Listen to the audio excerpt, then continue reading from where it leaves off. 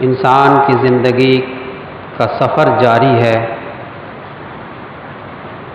اصل زندگی جو ہمیشہ ہمیشہ کی زندگی ہوگی، کبھی ختم نہیں ہوگی، وہ آخرت کی زندگی ہے۔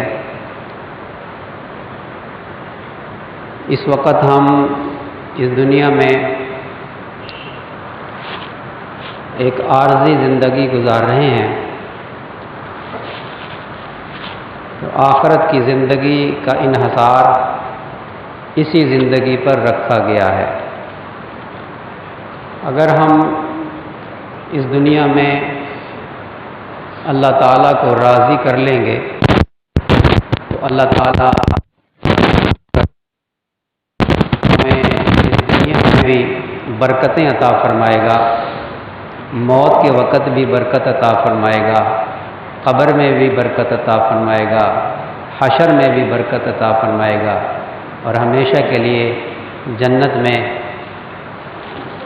ہمیشہ ہمیشہ کی نعمتیں عطا فرمائے گا۔ عقل مند انسان وہ ہے جو اس زندگی میں اپنے خواہش نفس کو چھوڑ کر رب چاہی زندگی گزارنے والا بن جائے، من چاہی زندگی نہ گزارے بلکہ رب چاہی زندگی گزارے۔ فرمایا کہ وہ شخص بے وقوف ہے، نادان ہے کہ جو اپنی خواہش نفس کی پیروی کرے اور اللہ تعالیٰ پر امیدیں باندھے، اور عقل مند انسان وہ ہے جو خواہش نفس کو دبا کر رب چاہی زندگی گزارے، وہ عقل مند ہے۔ وَأَمَّا مَنْ خَافَ مَقَامَ رَبِّهِ وَنَهَى النَّفْسَ عَنِ الْهَوَىٰ فَإِنَّ الْجَنَّةَ هِيَ الْمَأْوَىٰ۔ جس شخص نے اپنی خواہش نفس کو دبایا، اپنی خواہش نفس پر نہیں چلا، بلکہ وہ اس بات سے ڈرا کہ مجھے اللہ کے سامنے پیش ہونا ہے اور اپنے اعمال کا حساب دینا ہے، تو اللہ تعالیٰ فرماتے ہیں فَإِنَّ الْجَنَّةَ هِيَ الْمَأْوَىٰ، اس کا ٹھکانہ جنت ہے۔ اس زندگی میں انسان کے جسم کے تقاضے روح پر غالب ہیں، جسم کے ذریعے سے روح کو فائدہ پہنچتا ہے یا روح کو نقصان پہنچتا ہے۔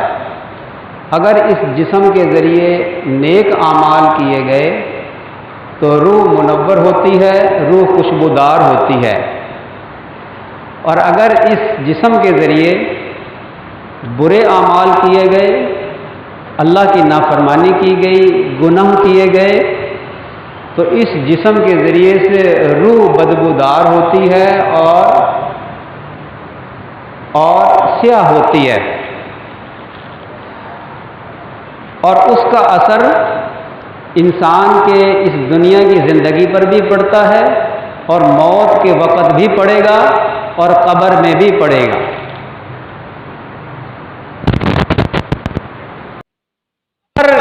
انسان کے جسم کے ذرات جہاں پہ رہیں وہ انسان کی قبر ہے، اور یہ عالم برزخ ہے۔ عالم برزخ کا مکان، اس کا جو مقام ہے وہ سجین سے لے کر علیین تک ہے۔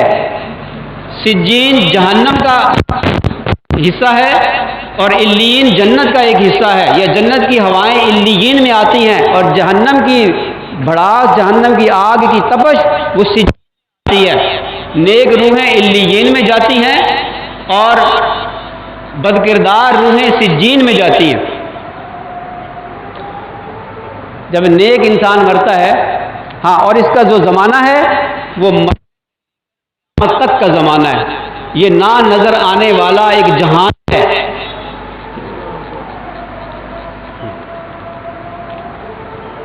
اور اس کو سمجھنے کے لیے بہت آسان مثال، بہت آسان، وہ جنات کا وجود ہے۔ لیکن ہمیں نظر کچھ نہیں آتا. ہو سکتا ہے یہاں کچھ فاصلے پر جنات کی لڑائی ہو، وہ ایک دوسرے کو گالیاں نکال رہے ہوں، گھسن مکہ کر رہے ہوں، لیکن ہمیں نظر نہیں آتا. کسی کو ستا دی یہاں چھت پہ، ہمیں نظر نہیں آتا. لیکن ایک جہان ہے، ہم مانتے ہیں، اور یہ سب کچھ ہے. اسی طرح انسان کی روح انسان کو نظر نہیں آتی اور جنات کو بھی نظر نہیں آتی. جو انسان یا جو مخلوق انفرا ریڈ میں دیکھنے کی صلاحیت رکھتی ہے تو وہ آگ سے بنی ہوئی مخلوق کو دیکھ سکتے ہیں. یہ میں نے پچھلے جمعے میں بھی عرض کیا تھا. چنانچہ گدھا جو ہے وہ انفرا ریڈ میں دیکھ سکتا ہے تو وہ جنات کو دیکھ سکتا ہے.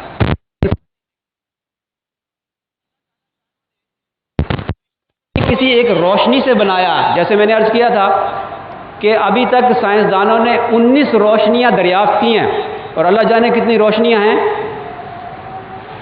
اور اللہ نے جس روشنی سے فرشتوں کو بنایا، ہو سکتا ہے وہ ان 19 روشنیوں میں ہو ہی نہ، وہ کوئی اور روشنی ہو جس سے اللہ نے فرشتوں کو بنایا.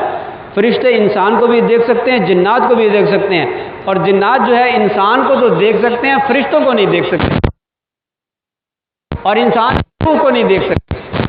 فرشتے انسان کی روح کو بھی دیکھ سکتے ہیں. جب انسان کی روح جسم سے جدا ہوتی ہے تو اس روح کی جو صلاحیتیں ہیں وہ کر آتی ہیں، وہ اس کے اندر واپس لوٹ آتی ہیں. اس کی صلاحیتیں جسم کے اندر، جسم کے تلبس کی وجہ سے اس کی صلاحیتیں دب چکی ہوتی ہیں روح کی. اس لیے میں نے عرض کیا تھا کہ جو اللہ والے روحانی محنت کرتے ہیں، ذکر اذکار کرتے ہیں، تقوی اختیار کرتے ہیں، اپنے نظروں کی حفاظت کرتے ہیں، اللہ تبارک و تعالیٰ شانہ ان کو کشف القبور بھی عطا فرما دیتے ہیں اور فرشتوں کو دیکھنے کی صلاحیت بھی عطا فرما دیتے ہیں. بسا اوقات نظر آ جاتے ہیں، بسا اوقات نظر نہیں آتے. میرا یہ عنوان نہیں، لیکن یہ ولایت کے لیے دلیل نہیں اور کمال نہیں. ولایت کے لیے دلیل اتباع شریعت سنت ہے. تو انسان کی روح نکلتی ہے اور عالم برزخ میں چلی جاتی ہے، اور پہلے آسمانوں میں لے جائی جاتی ہے اور وہاں سے پھر لوٹائی جاتی ہے اور جسم کی طرف. اب جسم اس کا چاہے اس کے ذرات کہیں ہوں، وہی اس کی قبر ہے، وہاں لوٹائی جاتی ہے. یہ حدیث سے ثابت ہے. روح کو جسم کی طرف لوٹایا جاتا ہے، لیکن یہ لوٹایا جانا اس دنیا کی زندگی کی طرح نہیں ہوتا. اس کے اندر، جسم کے اندر داخل نہیں ہوتی روح، جسم کے اندر